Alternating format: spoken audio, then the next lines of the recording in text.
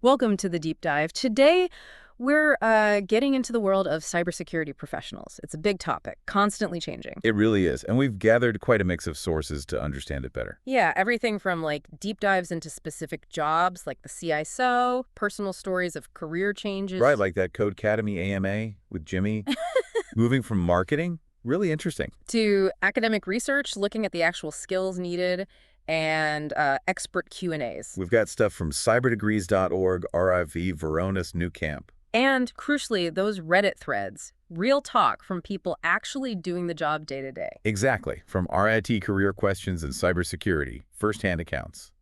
So our mission here is to cut through, the hype and the headlines. Yeah, to figure out what working in cybersecurity is really like, what they do, what skills matter, the challenges. Get the practical insights. Okay, let's start with that big question. What do these professionals actually do?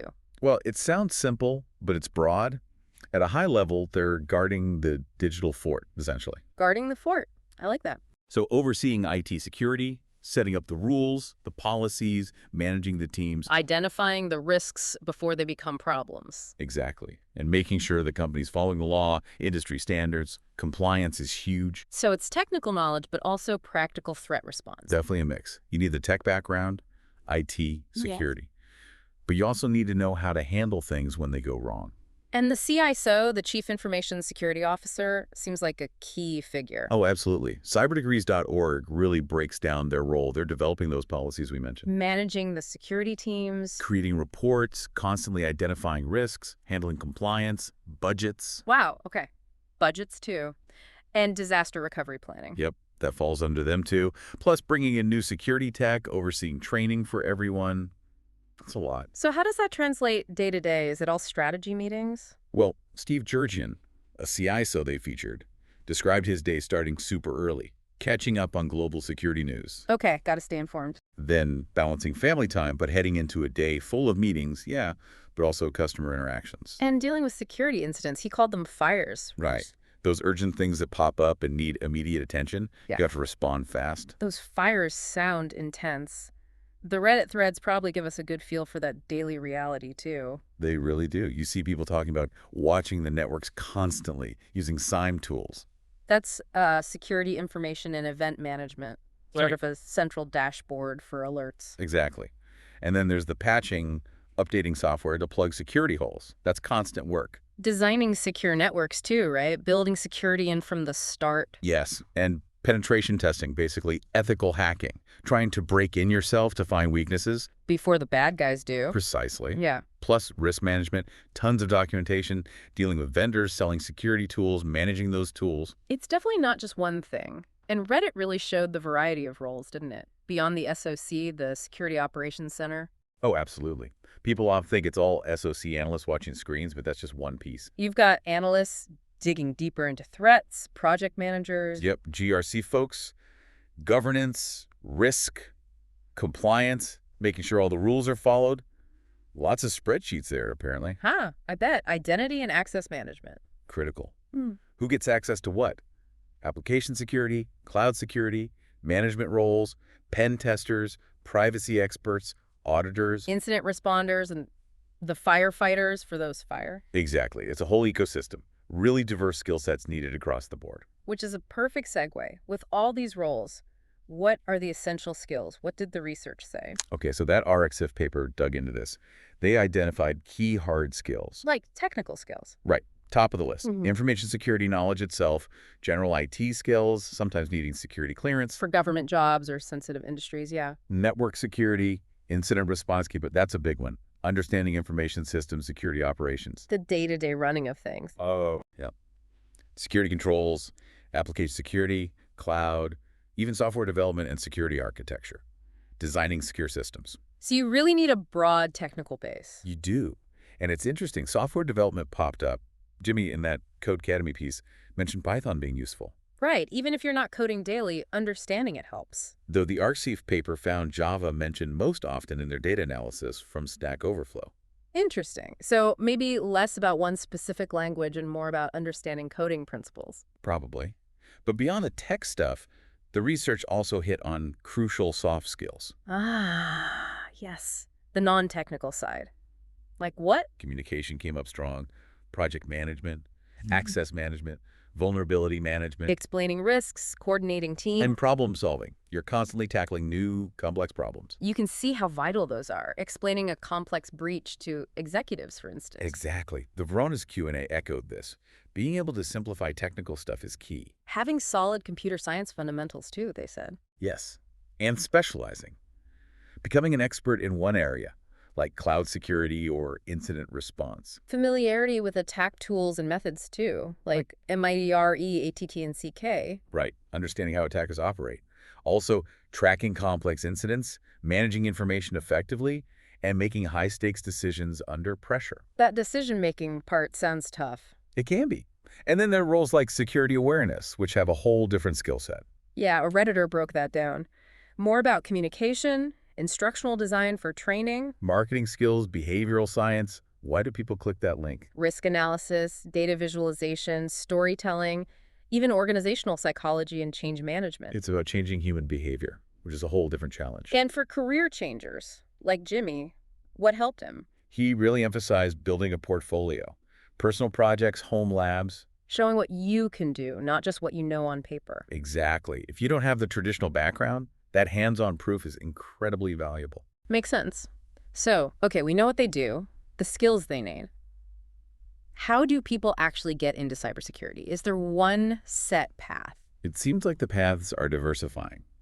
Traditionally, especially for a CISO role, cyberdegrees.org mentioned. A bachelor's in computer science or similar? Right, plus at least 5 years of relevant experience. Often a master's degree is preferred. Certifications help too. But we saw examples like Jimmy coming from marketing. That's not traditional at all. No, and that Varonis expert had an undergrad in international relations before getting a master's in InfoSec.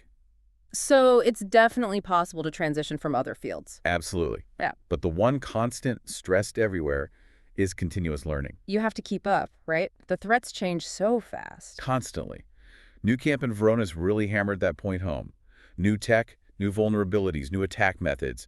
You have to stay current. Networking is important too, and being proactive. Yeah, Steve Cherky had mentioned that. Building connections, actively seeking out knowledge. And what about certifications? How much do they matter? They seem pretty significant. Varonis recommended the SSCP for earlier career stages, CISSP for more experienced folks. And the RxIV paper found CISSP, CESA, CSSM are in high demand. Yes. They act as a validation of your skills and experience for employers. Makes you more competitive. Okay. So, diverse paths, but continuous learning and often certifications are key. Let's pivot a bit. What about the downsides, the challenges? Ah, yes. Yeah. This came up a lot, especially in the Newcamp source and on Reddit. It's not all glamorous hacking. Burnout seems like a major one. Hugely significant. Newcamp highlighted how many pros report high stress, the constant vigilance, the pressure. It takes a toll, and that leads to people leaving the field. It can, yes, which makes the skills gap even worse. It's hard to find and keep good people. It becomes a cycle. More work for those who stay, leading to more burnout. Wow. And just keeping up with the threats themselves is a huge challenge. Newcamp cited breach reports thousands happen every year. You're always playing catch-up, in a way. Plus, the sheer volume of alerts they deal with daily. Hundreds of thousands sometimes. You have to prioritize ruthlessly. How do you even manage that? It's tough. And the stakes are incredibly high. Newcamp gave examples. Huge financial losses, reputational damage, healthcare disruptions from ransomware. Real-world consequences. Definitely. And then there are internal challenges too, right? From Reddit. Yeah, like engineers maybe pushing back on security requests because it slows them down. The friction can be difficult. Yeah. And just the amount of time spent in meetings or on admin tasks. Less time for the actual security work. One person even called parts of it boring. Which sounds odd given the importance, but maybe it's the routine monitoring, the documentation. It's not always action-packed. So, given all these challenges, the stress, the skills gap, the pace, how do people cope? How do organizations help? Well, Newcamp suggested adopting frameworks like NIST. It gives structure. Provides a roadmap, sort of. Exactly. Investing in training is also crucial for individuals and the organization. Keep skills sharp. And addressing the burnout, mental health. Increasingly recognized as vital.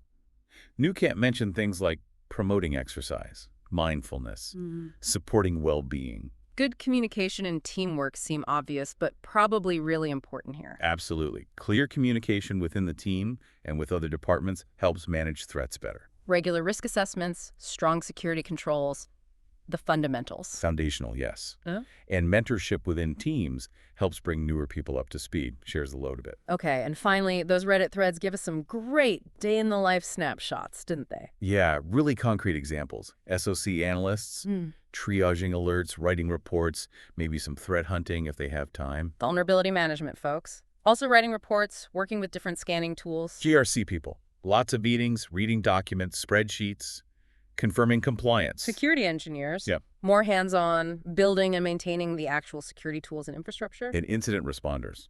Hmm. The ones called in when there's an actual breach. High pressure. What really stood out was the variability. Some days might be routine, others are crazy long hours, especially during an incident. Definitely. And it's always that mixed technical analysis, talking to people, paperwork. Right. So wrapping this all up, what are the big takeaways from this deep dive? Well, first, cybersecurity is incredibly diverse. Many roles, needing both deep tech skills and strong soft skills. And you absolutely have to keep learning. The landscape just changes too fast. No doubt. The challenges are real too. Burnout, stress, the sheer volume of work. But there are ways to manage them. And the daily work itself is a mix: technical, communication, problem-solving, admin. It varies by role, but that blend seems common. Yeah, it's not just one thing. It requires a lot of different capabilities. So here's a final thought for you listening. We rely more and more on digital systems every single day, right? And the cost of cybercrime just keeps climbing. It's staggering. So how do you think these roles, the responsibilities of cybersecurity pros, will change in the coming years?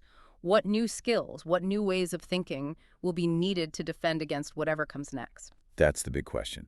Because in this field, adapting, being proactive, constantly learning, it's not just nice to have. It's absolutely essential. It's about protecting, well, everything digital